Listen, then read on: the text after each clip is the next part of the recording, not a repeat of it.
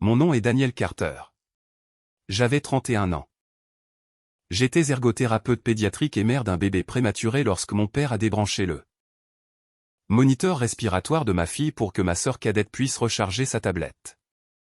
Le signal d'alerte a traversé le service de néonatologie avec une telle netteté que toutes les pensées ont disparu de ma tête. Ma fille, Ava, reposait dans son isolette, âgée de seulement 3 semaines. À côté d'elle, l'écran du moniteur restait actif grâce à l'alimentation de secours. Mais son avertissement de panne d'alimentation s'était ajouté à l'alarme qui retentissait au poste de soins. Mon père se tenait près du mur, tenant la prise du moniteur. Le chargeur de la tablette de Kayla occupait déjà la prise médicale rouge. Papa. Rebranchez-le. Dis-je. Ma voix me paraissait à peine la mienne. Harold Bennett regarda le câble dans sa main, puis moi. Comme si je l'avais interrompu alors qu'il faisait quelque chose de parfaitement raisonnable. Il a une batterie, dit-il. J'ai travaillé avec des systèmes électriques pendant 35 ans. Ce n'est pas à toi de décider. L'examen de Kayla commence dans 11 minutes. Sa tablette est presque à plat. De l'autre côté de la pièce, ma sœur était assise, la tablette posée sur ses genoux. Un symbole de charge brillait dans le coin de l'écran. Elle avait 25 ans. Ava en avait 3 semaines.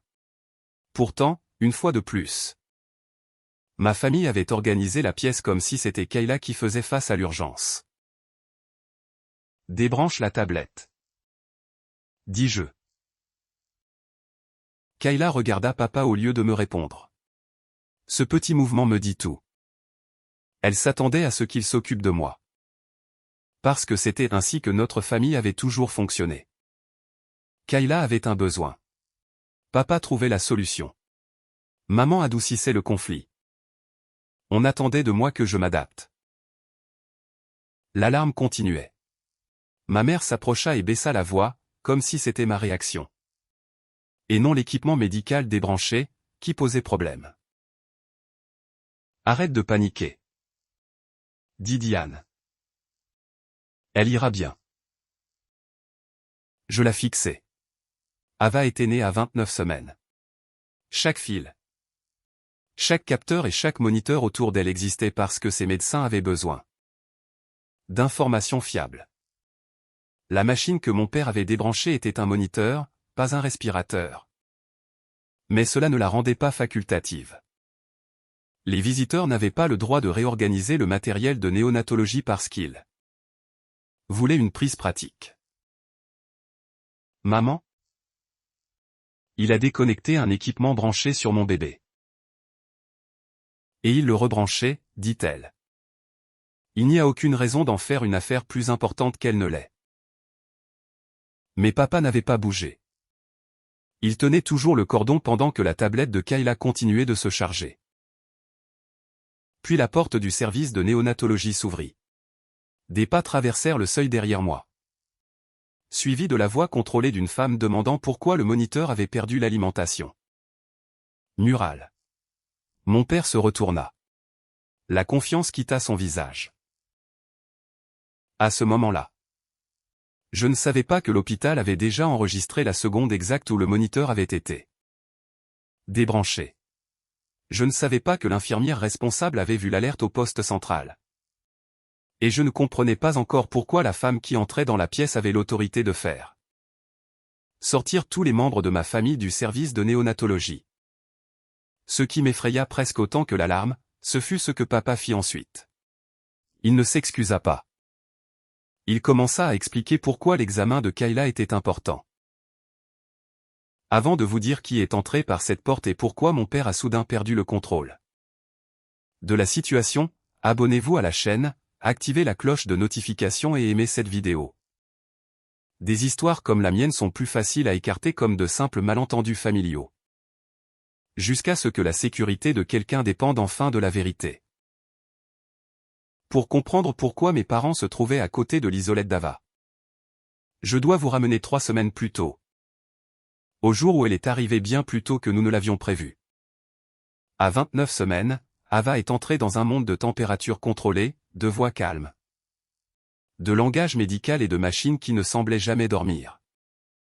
J'avais passé ma carrière à aider des enfants et à enseigner à des parents inquiets à faire confiance à une observation attentive. Mais devenir la mère d'Ava a fait disparaître la distance professionnelle calme sur laquelle je m'étais appuyé au travail. Chaque mise à jour semblait énorme. Chaque changement de routine me faisait craindre d'avoir manqué quelque chose d'important. Marcus gérait cette peur différemment. Mon mari était ingénieur en structure. Il croyait que tout ce qui devait supporter un poids avait besoin de limites claires. Les bâtiments en avaient besoin. Les systèmes en avaient besoin. Les familles aussi. Pendant la plus grande partie de notre mariage, il m'avait vu justifier le comportement de mes parents. Harold était un entrepreneur électricien à la retraite qui traitait l'expérience comme une permission de prendre des décisions pour tout le monde. Ma mère, Diane, se disait pacificatrice. Mais la paix dans notre famille signifiait généralement empêcher papa de faire face à une résistance. Puis il y avait Kayla. Ma sœur cadette était intelligente et ambitieuse. Elle travaillait comme analyste junior en marketing tout en suivant un MBA en ligne.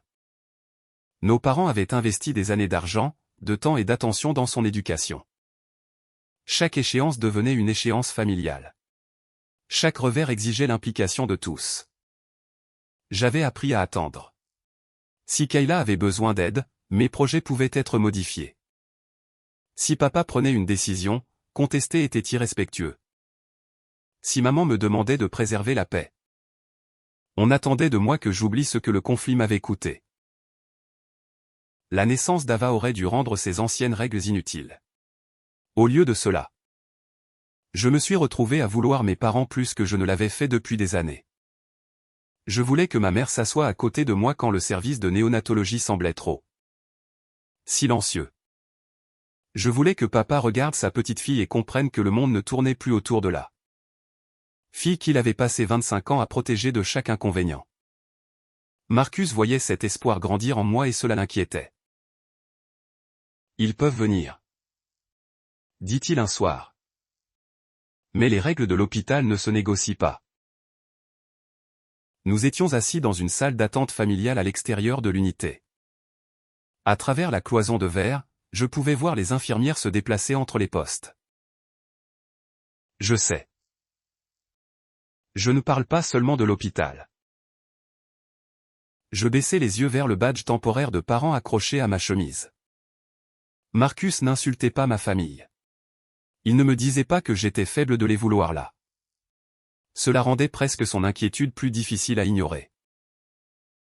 Ton père entend une limite, continua-t-il, et commence à chercher l'exception.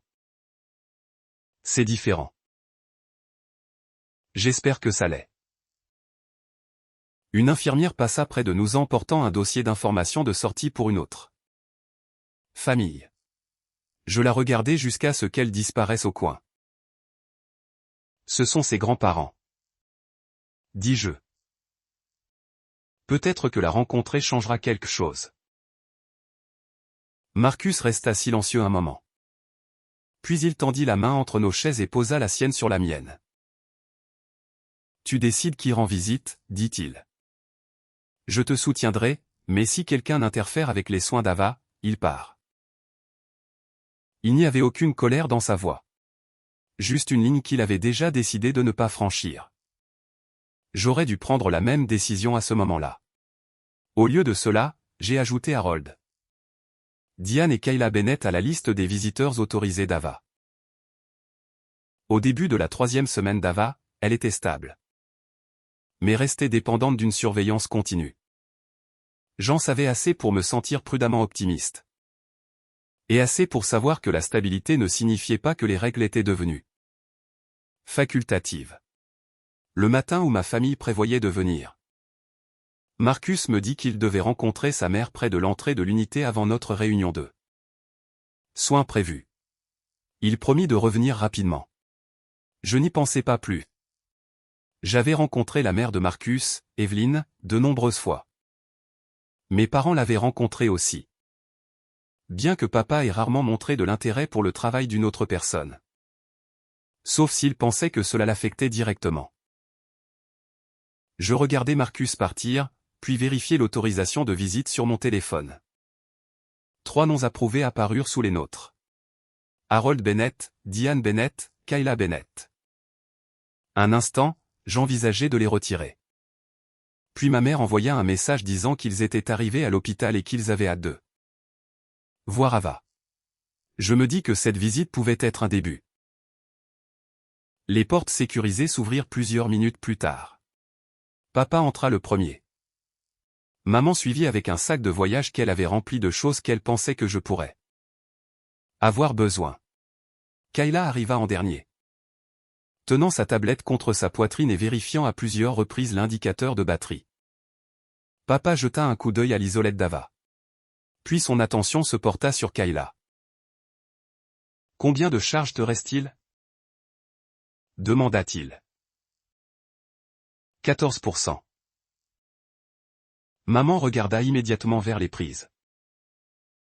Quelque chose se resserra en moi. Personne ne touche à quoi que ce soit dans cette pièce, dis-je. Si tu as besoin de la recharger, demande à une infirmière où tu as le droit de la brancher.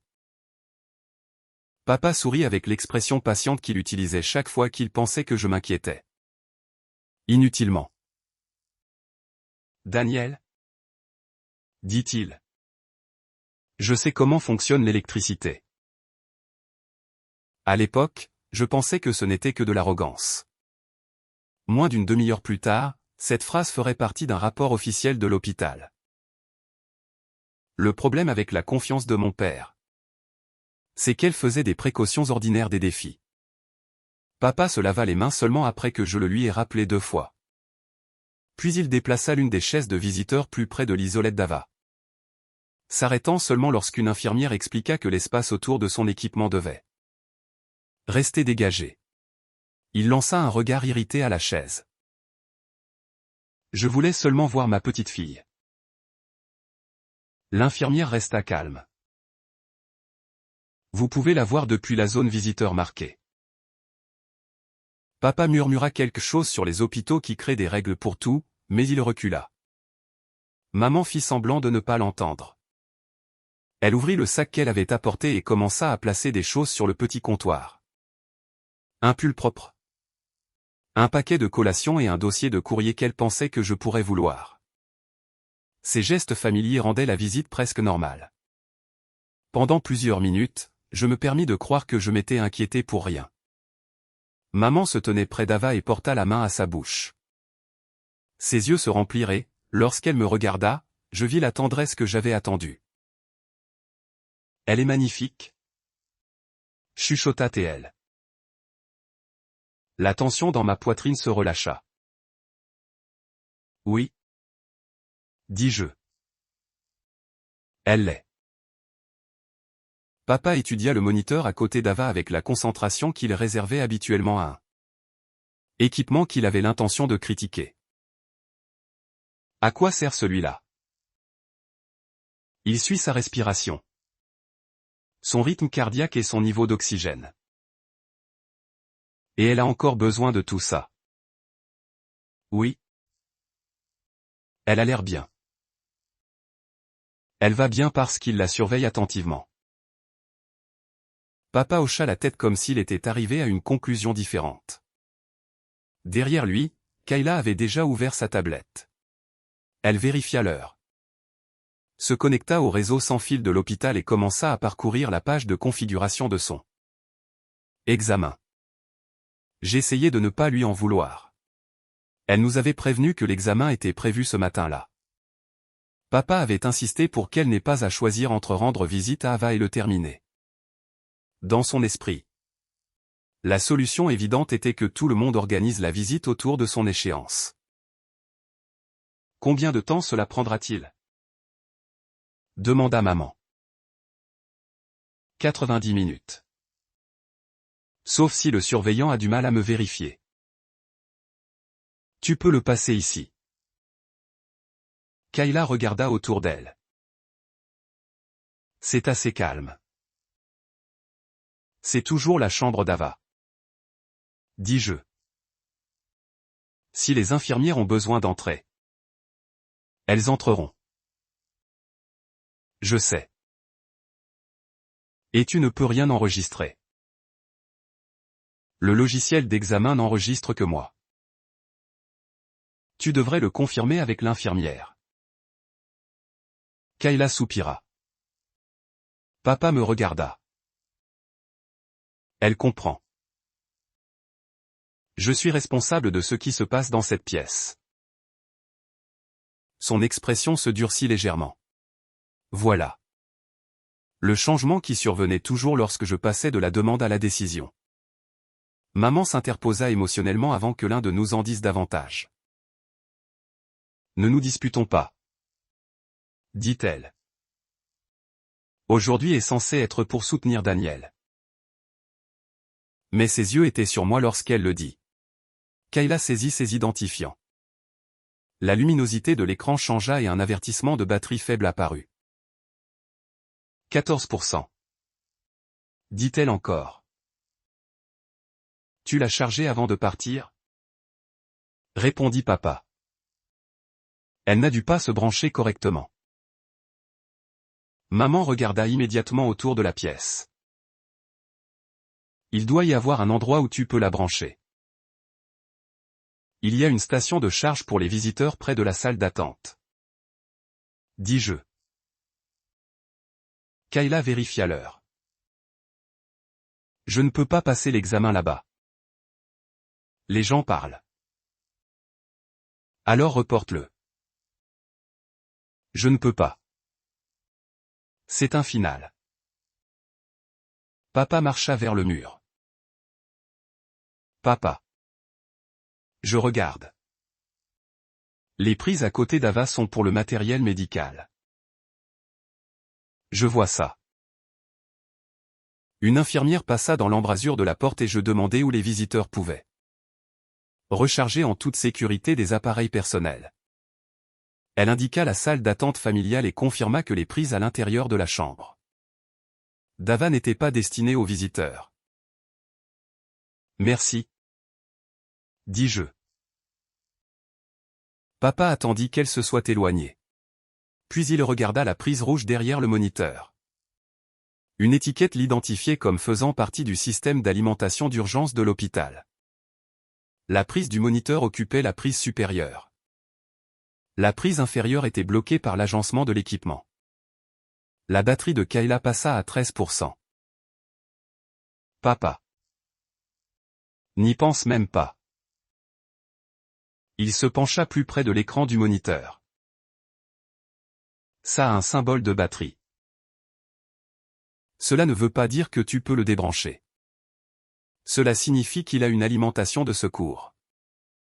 Cela signifie que le personnel de l'hôpital décide de la façon dont il est alimenté. Kayla appuya ses doigts contre son front. Mon examen commence dans 11 minutes. Papa tendit la main derrière le moniteur. Je m'avançai vers lui. Ne touche pas à cette prise. Il tourna la tête juste assez pour me regarder. Je sais ce que je fais. Puis il la tira du mur. Un avertissement de panne d'alimentation retentit immédiatement. Le moniteur resta actif, mais un message apparut sur son écran tandis que l'alerte atteignait le poste central. Kayla passa son chargeur à papa. Il l'inséra dans la prise rouge et parut satisfait lorsque le symbole de charge apparut. La pièce revint au moment où j'ai commencé cette histoire. L'alarme. Papa tenant le cordon médical. Maman me demandant de ne pas paniquer. La tablette de Kayla tirant son énergie de la prise assignée au moniteur d'Ava. Puis la porte s'ouvrit. Alina Ruiz, l'infirmière responsable du service de néonatologie, entra la première. Qu'est-ce qui a été débranché? Son attention passa du moniteur au câble dans la main de papa. Puis au chargeur de Kayla. Éloignez-vous de l'équipement, dit-elle. Une femme entra juste derrière elle. Elle portait un costume professionnel sombre sous une blouse blanche d'hôpital. Son badge d'identification argenté était attaché à hauteur des yeux. Mais mon père était trop concentré sur sa défense pour le lire. Evelyn Carter regarda la prise rouge. Le chargeur de la tablette et l'avertissement de panne d'alimentation du moniteur. Son expression ne changea pas. Alina. Rétablissez la configuration approuvée, dit-elle. Papa leva le câble du moniteur. Il est juste ici. J'allais le remettre. Alina ne prit pas le cordon de sa main. Posez-le sur le comptoir et éloignez-vous. Quelque chose dans sa voix le fit enfin obéir. Elle retira le chargeur de Kayla, reconnecta le moniteur et vérifia son état. Une autre infirmière la rejoignit.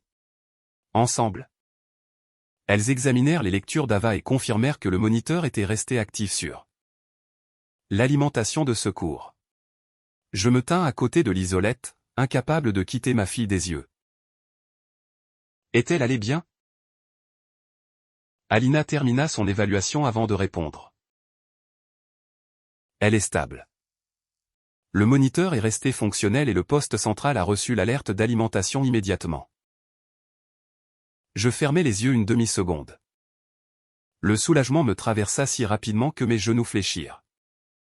Je tins le bord de la chaise jusqu'à me sentir de nouveau stable. Derrière moi, papa expira comme si les paroles d'Alina l'avaient prouvé dans son droit.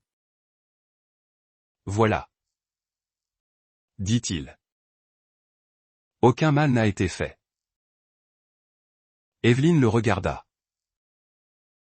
Ce n'est pas ce qu'elle a dit. Le visage de papa se contracta. Alina a dit que le moniteur a une batterie. J'ai reconnu l'indicateur de secours. Vous avez aussi reçu une instruction directe de la mère d'Ava de ne pas y toucher. Elle paniquait. Je ne paniquais pas, dis-je. Je vous ai dit exactement ce que l'infirmière vous avait déjà dit. Maman s'avança vers Evelyn. C'est un malentendu familial. Le regard d'Evelyn resta sur papa. L'interférence avec un équipement médical réglementé n'est pas un malentendu familial. Papa lui jeta un regard plus attentif. Evelyn. Oui. Harold. Mes parents avaient rencontré la mère de Marcus plusieurs fois. Papa savait qu'elle était médecin.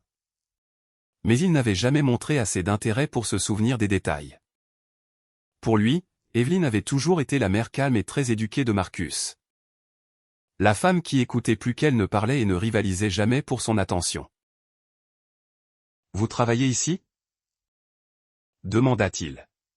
« Je suis la directrice médicale de Sainte-Anne. » Le silence s'installa dans la pièce. Evelyn continua avant que papa ne puisse répondre. J'ai auparavant dirigé ce service de néonatologie. Je suis aussi la grand-mère paternelle d'Ava.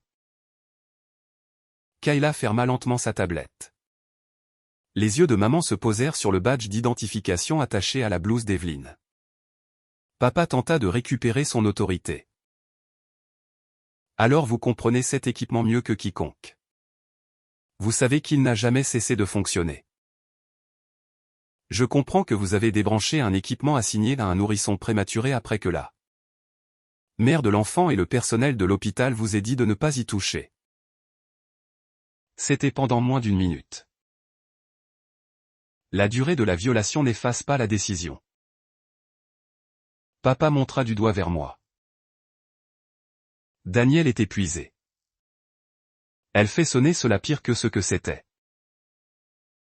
Marcus arriva dans l'embrasure de la porte à temps pour l'entendre. Il s'arrêta à côté de sa mère, regarda le moniteur. Puis le câble de charge de Kayla dans la main d'Alina. Que s'est-il passé? Personne ne répondit immédiatement. Je le fis. Mon père a débranché le moniteur d'Ava pour que Kayla puisse recharger sa tablette. La mâchoire de Marcus se contracta. Mais il n'éleva pas la voix. Quelqu'un n'a-t-il évalué Ava? Alina hocha la tête. Elle est stable. Le moniteur est passé sur l'alimentation de secours et l'alerte est arrivée immédiatement. Ce n'est qu'après avoir entendu cela qu'il regarda papa. Vous devez partir.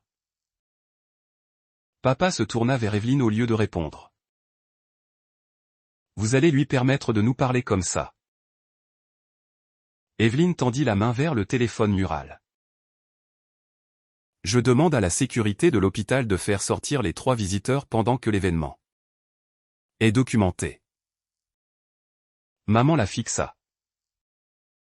Les 3. Je n'ai rien débranché.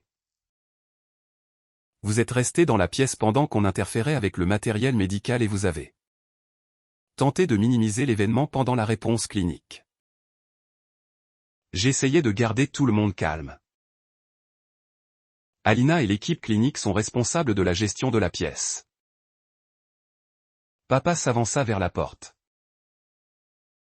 C'est ridicule. Je partirai de moi-même. Vous attendrez la sécurité, dit Evelyne. L'hôpital doit documenter votre éloignement. Vous ne pouvez pas utiliser votre position pour nous punir parce que nous sommes la famille de Daniel. Je ne détermine pas l'issue de cet événement, dit Evelyne d'une voix égale. J'ai été témoin de l'état de cette pièce lorsque l'alarme s'est déclenchée. Je fournirai une déclaration factuelle, divulguerai mon lien avec Ava et me récuserai de l'enquête. Papa ouvrit la bouche. Mais Alina l'interrompit. Qui a physiquement retiré la prise du moniteur? C'est moi, dit-il. Parce que le moniteur avait une batterie et que ma fille avait un examen. Les mots restèrent dans la pièce après qu'il eut fini. Papa sembla réaliser trop tard qu'il avait fait l'aveu devant l'infirmière responsable. La directrice médicale, Marcus et les agents de sécurité qui arrivaient à la porte. Un agent lui demanda de passer dans le couloir. Maman tendit la main vers la mienne. Je l'écartai. Daniel? S'il te plaît? Dit-elle. Dis-leur que c'était de la confusion. Tu m'as entendu lui dire de ne pas y toucher. Ton père pensait comprendre. Il pensait que mon instruction n'avait pas d'importance. Kayla se leva de sa chaise et serra la tablette contre sa poitrine. Je ne lui ai jamais demandé de débrancher le moniteur. Tu lui as passé ton chargeur. Je pensais qu'il avait trouvé une prise. Celle juste derrière le moniteur d'Ava. Son visage changea, mais elle ne répondit pas. La sécurité les fit sortir de la pièce. Maman me regarda par-dessus son épaule tandis que la porte se fermait. L'expression sur son visage n'était pas de la colère. C'était de l'incrédulité. Comme si elle ne pouvait pas comprendre pourquoi j'avais permis à des inconnus de faire respecter une limite qu'elle s'attendait à ce que je retire. La pièce redevint calme. Alina resta avec Ava tandis qu'un autre membre du personnel enregistrait l'état de l'équipement. Evelyne passa dans le couloir et notifia le bureau approprié de l'hôpital qu'elle était un témoin. Avec un lien familial. Marcus vint à mon côté. Je gardai les yeux sur Ava. Elle est en sécurité, dit-il. Je sais. Tu l'as arrêtée. Pas assez vite. L'alarme s'est déclenchée immédiatement. Le personnel a réagi. Elle est en sécurité. Il me regarda pendant que je lui disais de ne pas le faire. Marcus n'essaya pas d'expliquer le comportement de papa. C'était l'une des raisons pour lesquelles je lui faisais confiance. Il posa la main sur le dossier de ma chaise et attendit que je puisse à nouveau respirer. Normalement. Alina s'approcha après avoir terminé l'évaluation. La batterie interne du moniteur est restée active, expliqua-t-elle. Le système central a continué de recevoir des informations. Nous traitons néanmoins toute déconnexion non autorisée avec sérieux. Car les visiteurs ne peuvent pas décider quel équipement il est sûr de déplacer. Cela a-t-il affecté Ava? Nous n'avons aucune indication que ce soit le cas. La réponse relâcha quelque chose en moi. Pendant plusieurs minutes, la seule chose que je pouvais ressentir était le soulagement. Puis vint la colère. Pas le genre explosif. La mienne était plus froide. Papa n'avait pas agi parce que la pièce l'avait confus. Il avait compris qu'il y avait du matériel médical devant lui. Il avait reconnu le symbole d'alimentation de secours. Il avait entendu une infirmière dire que les prises n'étaient pas destinées aux visiteurs. Il avait simplement décidé que son jugement importait davantage. Un représentant de la sécurité des patients m'a rencontré plus tard dans la matinée. L'hôpital avait déjà conservé l'événement horodaté du moniteur et l'enregistrement de l'alarme. Centrale. La documentation d'Alina identifiait la déconnexion et la réponse immédiate. Le système d'accès des visiteurs confirmait exactement qui était entré dans l'unité.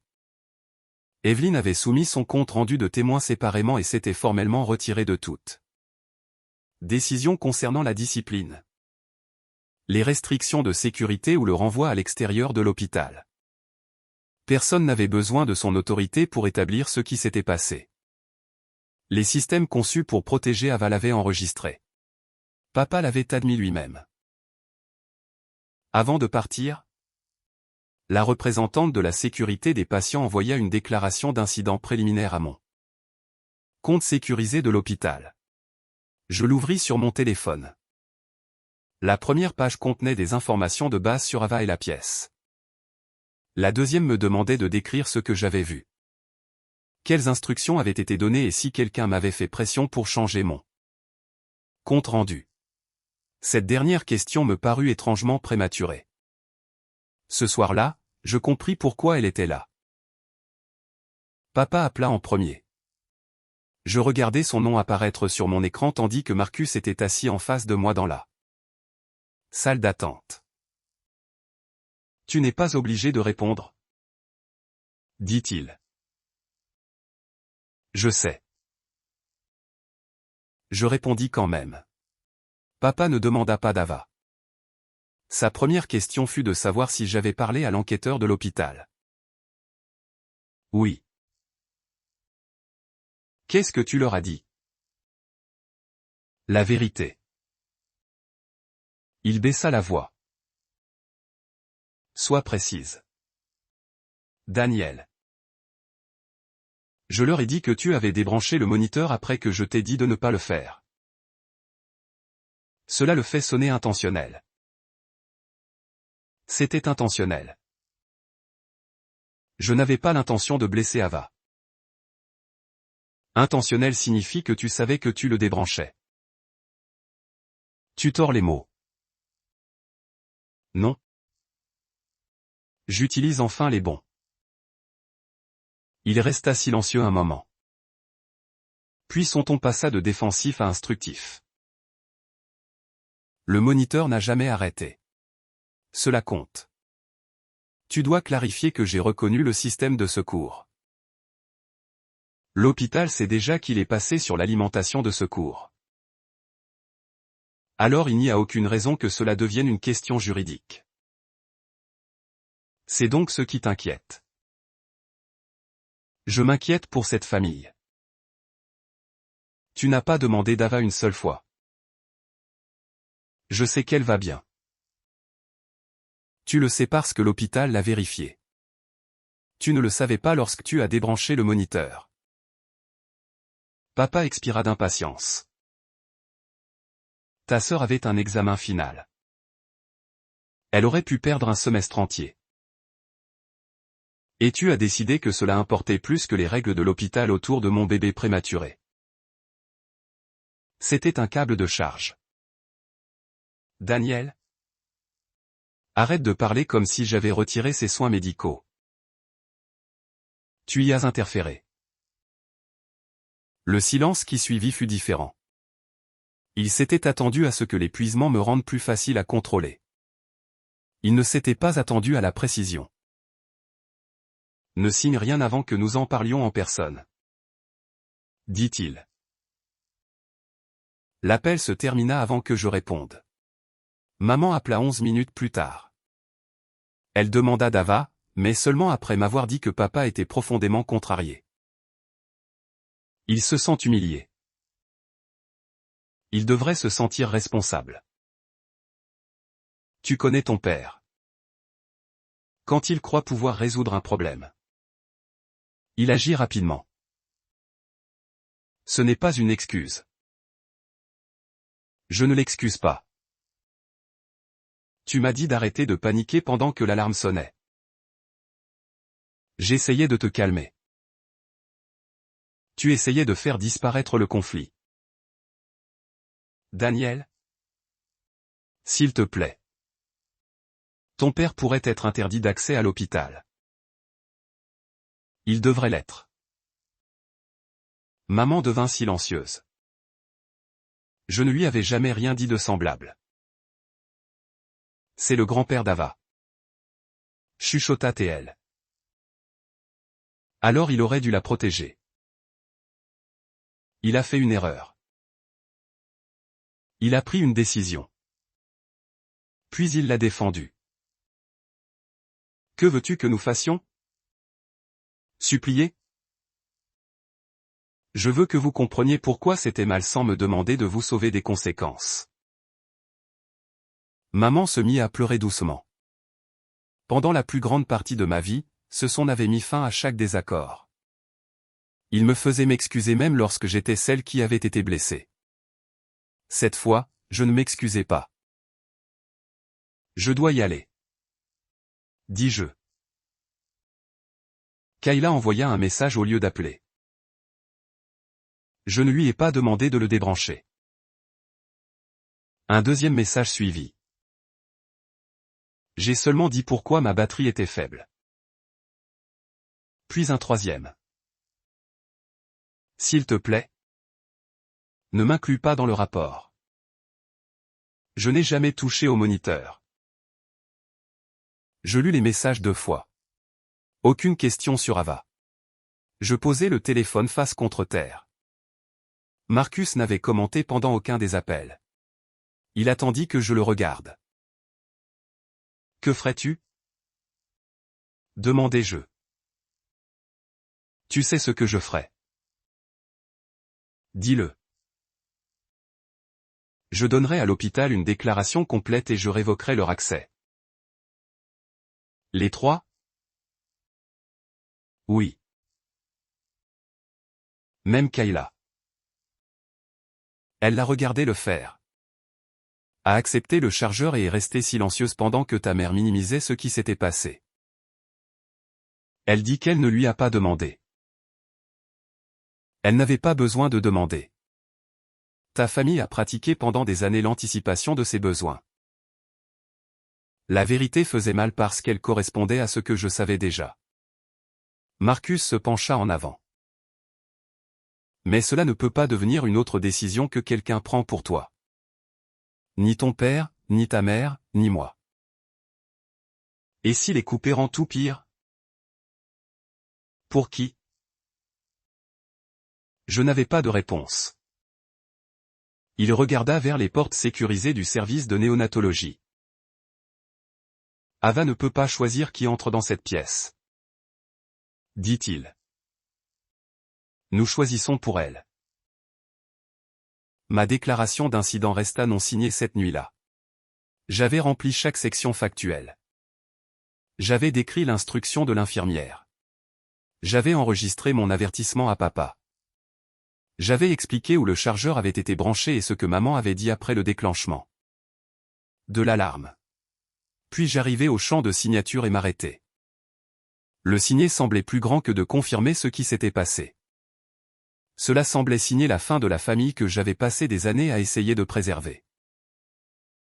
Le lendemain matin, l'équipe d'examen indépendante de l'hôpital me rencontra.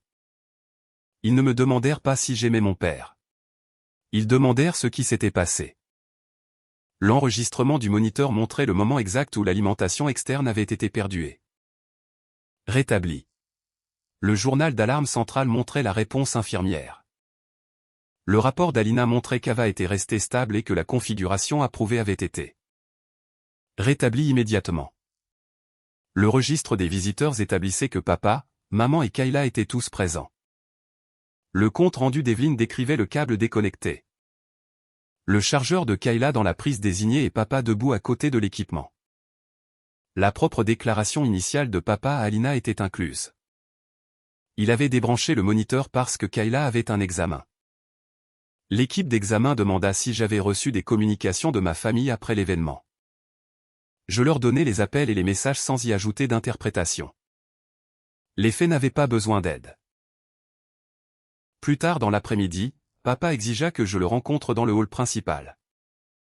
La sécurité ne le laisserait pas s'approcher du service de néonatologie. Mais la décision définitive d'interdiction des lieux n'était pas encore terminée. Je refusais de quitter l'unité d'Ava. Il appela à la place. Maman et Kayla étaient avec lui. Je pouvais les entendre en arrière-plan. Cela a assez duré, dit papa. L'hôpital examine encore parce que tu coopères avec eux. Oui. Tu traites ton propre père comme un criminel. Je te traite comme la personne qui a débranché le moniteur. Il n'a pas arrêté de fonctionner parce que son système de secours a protégé Ava de ta décision. Kayla parla à côté de lui. J'ai manqué une partie de mon examen parce que la sécurité nous a fait sortir. J'ai failli rire. Non pas parce que quelque chose était drôle, mais parce que la phrase révélait à quel point peu de choses avaient changé. C'est encore à propos de ton examen pour toi. Ce n'est pas ce que je voulais dire. C'est exactement ce que tu voulais dire. Maman prit le téléphone. Daniel? Ton père est prêt à s'excuser. Papa dit quelque chose en arrière-plan.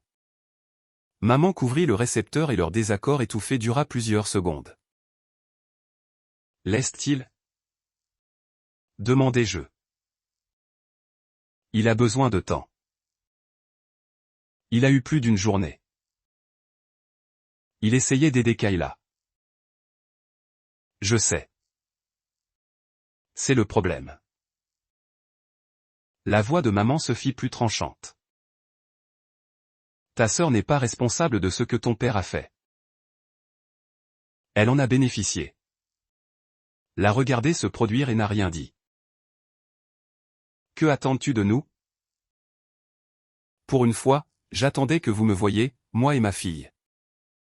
Sans regarder au-delà de nous vers ce dont Kayla avait besoin. Personne ne parla. J'ouvris la déclaration d'incident sur mon téléphone. Le champ de signature attendait en bas. La voix de papa revint. Si tu signes une déclaration m'accusant d'avoir délibérément interféré avec du matériel médical, tu endommageras cette famille de façon permanente. Je regardai à travers le verre vers la chambre d'Ava. Elle reposait sous le moniteur qu'il avait traité comme mobile. Une infirmière ajusta sa couverture et vérifia l'écran au-dessus d'elle. Papa se trompait sur un point. Ma signature ne créerait pas les dommages. Elle les documenterait. Tu as endommagé cette famille lorsque tu as décidé que mon avertissement n'avait pas d'importance. Dis-je. Puis je mis fin à l'appel. Je signai la déclaration. Après l'avoir soumise, j'ouvris l'autorisation de visite d'Ava. Harold Bennett, retiré. Diane Bennett, retiré. Kayla Bennett, retiré. Le système me demanda de confirmer que les 3 personnes perdraient l'accès à l'unité et nécessiteraient une nouvelle approbation parentale avant toute visite future. Je le confirmai. Ensuite, je les retirai des autorisations de contact d'urgence que Marcus et moi avions créées avant la naissance d'Ava. Les changements prirent moins d'une minute. La distance émotionnelle derrière eux avait pris 31 ans. Je pleurai après que ce fut fait, non parce que je croyais que la décision était mauvaise, mais parce que les bonnes décisions peuvent encore porter du chagrin. Marcus s'assit à côté de moi sans essayer de transformer ce chagrin en célébration. Tu as fait ce dont elle avait besoin, dit-il. Je sais. C'était la première fois que je disais ces mots et que j'y croyais pleinement. 2 jours plus tard, Kayla demanda à me parler en privé.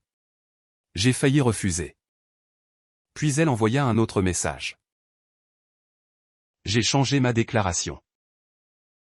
Je leur ai dit ce que j'ai vu. J'autorisais un seul appel téléphonique.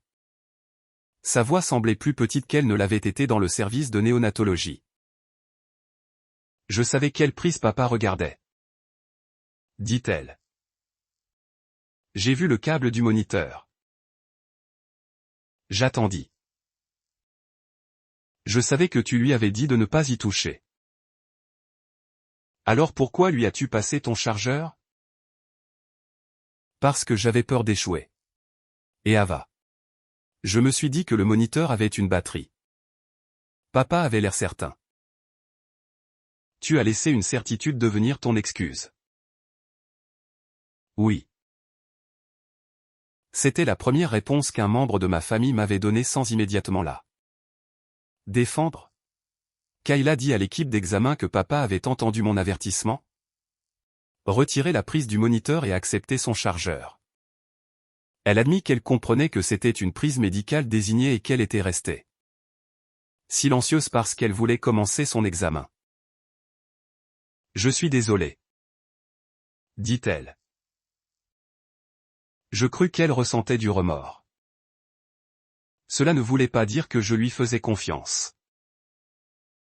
Corriger ta déclaration compte, dis-je. Mais cela ne rétablit pas ton accès. Je comprends. Je ne sais pas quand je serai prête à reparler. Je comprends cela aussi. Lorsque l'appel se termina, je ne ressentis aucun sentiment dramatique de réconciliation. Seulement une petite distinction que je n'avais jamais été autorisé à faire à l'intérieur de ma famille. Dire la vérité était le début de la responsabilité. Ce n'en était pas l'achèvement. L'hôpital termina son examen peu après. Les conclusions confirmèrent une interférence intentionnelle avec un équipement médical réglementé. Le non-respect des instructions du personnel et des parents. Et une tentative d'utilisation d'une prise d'alimentation médicale désignée pour un appareil personnel. Papa reçut une interdiction permanente d'accès aux locaux de Sainte-Anne. L'incident fut formellement renvoyé à l'extérieur de l'hôpital parce que la patiente concernée était un nourrisson prématuré sous surveillance. Evelyne n'eut aucun rôle dans cette décision. Sa récusation resta documentée dès le premier jour. Papa la blâma quand même. Il dit à des parents que la mère de Marcus avait utilisé sa position pour le détruire. Ce récit ne dura que jusqu'à ce que les faits atteignent les mêmes personnes. Papa avait admis ce qu'il avait fait devant le personnel de l'hôpital. La déclaration corrigée de Kayla correspondait à la mienne. L'enregistrement de l'équipement correspondait à tous. Il n'y avait aucune conspiration cachée à exposer. Seulement une décision qu'il ne voulait pas voir attachée à son nom. Le processus juridique se termina par une disposition négociée de conduite imprudente de niveau délictuel déjà soutenue par le renvoi de l'hôpital. Papa ne reçut pas la punition dramatique qu'il prétendait qu'Evelyne voulait. Il reçut une conséquence formelle liée à ce qu'il avait réellement fait. Pour lui, la conséquence la plus grande était personnelle. Il n'avait plus accès à Ava. Maman m'écrivit une lettre plusieurs semaines après l'incident. Elle ne me demanda pas de détruire le rapport ou de changer ma déclaration. Elle reconnut qu'elle s'était concentrée sur me calmer parce que confronter papa l'effrayait. Elle admit que me dire qu'Ava irait bien avait été une façon de se protéger de ce que sa décision signifiait. Ses excuses étaient plus honnêtes que tout ce qu'elle avait dit pendant l'enquête. Je l'ai lu 2 fois. Puis je l'ai placé dans un tiroir. Des excuses pouvaient être sincères sans rendre un nouvel accès sûr. Kayla ne me contacta plus après notre appel. Pour la première fois de nos vies, elle permit à ma limite de rester là où je l'avais placée. Je ne savais pas si cette distance durerait pour toujours. Je savais seulement que je ne la raccourcirais pas pour rendre quelqu'un d'autre à l'aise. Ava continua de progresser dans le service de néonatologie selon son propre calendrier médical. Il n'y eut aucun changement miraculeux après l'incident et aucune nouvelle crise créée pour enseigner une autre leçon à ma famille. Elle grandit simplement plus forte sous l'attention attentive de personnes qui respectaient les règles qui l'entouraient. Evelyne attendit que le processus indépendant soit terminé avant de revenir dans la pièce. Lorsqu'elle le fit, elle arriva sans sa blouse blanche. Elle se désinfecta les mains, accrocha son badge de visiteur et s'arrêta à la limite marquée à côté de l'équipement d'Ava. « Puis-je m'asseoir ici ?» demanda-t-elle. La question me toucha plus que n'importe quel discours n'aurait pu le faire. Oui. Elle déplaça la chaise seulement après qu'Alina eut confirmé que sa position était sûre. Evelyne ne se référa plus jamais à elle-même comme directrice médicale à l'intérieur de la chambre d'Ava. Elle n'expliquait pas les moniteurs à moins que je ne le demande. Elle n'utilisait pas son expérience pour remplacer les infirmières ou contester Marcus et moi. Elle venait en tant que grand-mère d'Ava. Rien de plus, rien de moins. Le contraste était impossible à manquer. Papa avait cru qu'être de la famille lui donnait le droit de me passer outre. Evelyne comprenait qu'être de la famille exigeait d'elle de me respecter. Marcus et moi devînmes plus délibérés dans chaque décision concernant Ava. Nous examinions ensemble la liste des visiteurs. Nous mettions à jour nos contacts d'urgence. Nous étions d'accord qu'aucune excuse, aucun titre familial ni aucune pression publique ne l'emporterait sur la sécurité démontrée. Il ne me dit jamais qu'il m'avait mis en garde contre mes parents. Il n'en avait pas besoin. Cette semaine après l'incident, Ava satisfit aux exigences de l'hôpital pour la sortie. Le dernier matin, la pièce paraissait différente sans la peur que j'y avais attachée. Le moniteur resta à sa place jusqu'à ce qu'une infirmière le déconnecte dans le cadre du processus de sortie approuvée. Ce détail comptait pour moi. La même action physique qui avait autrefois représenté le droit que mon père s'accordait se produisait désormais sous supervision clinique, au moment correct et pour la raison correcte. Une limite ne consistait pas à interdire tout pour toujours. Elle consistait à reconnaître qui avait l'autorité de décider. Je l'habillais avec soin. Le bonnet tricoté qui avait autrefois paru trop grand reposait maintenant solidement autour de sa tête. Marcus prépara le porte-bébé tandis qu'Evelyne attendait près de la porte, nous laissant l'espace de partir en famille. Un administrateur de l'hôpital remit l'enveloppe des dossiers finaux. À l'intérieur se trouvaient des copies des documents de sortie d'Ava et l'autorisation de visite, montrant les 3 noms révoqués. Je la scellai sans rouvrir les pages. Je n'avais pas besoin de les relire. Les alarmes, les rapports, les appels et les accusations avaient tous mené à une vérité tranquille. La sécurité de ma fille n'était pas quelque chose sur quoi ma famille pouvait voter. Marcus porta le sac. Je portai Ava. Evelyne ouvrit la porte, mais attendit que je passe la première. Pendant la plus grande partie de ma vie, j'avais cru que l'amour signifiait garder la porte ouverte. Peu importe qui franchissait la ligne à plusieurs reprises. Ava m'enseigna quelque chose de différent. L'amour pouvait aussi signifier décider qui était suffisamment en sécurité pour entrer. Avec ma fille reposant contre moi, son bonnet tricoté brillant sous les lumières de l'hôpital. Je sortis de Sainte tandis que le registre des visiteurs révoqués restait scellé dans l'enveloppe derrière nous.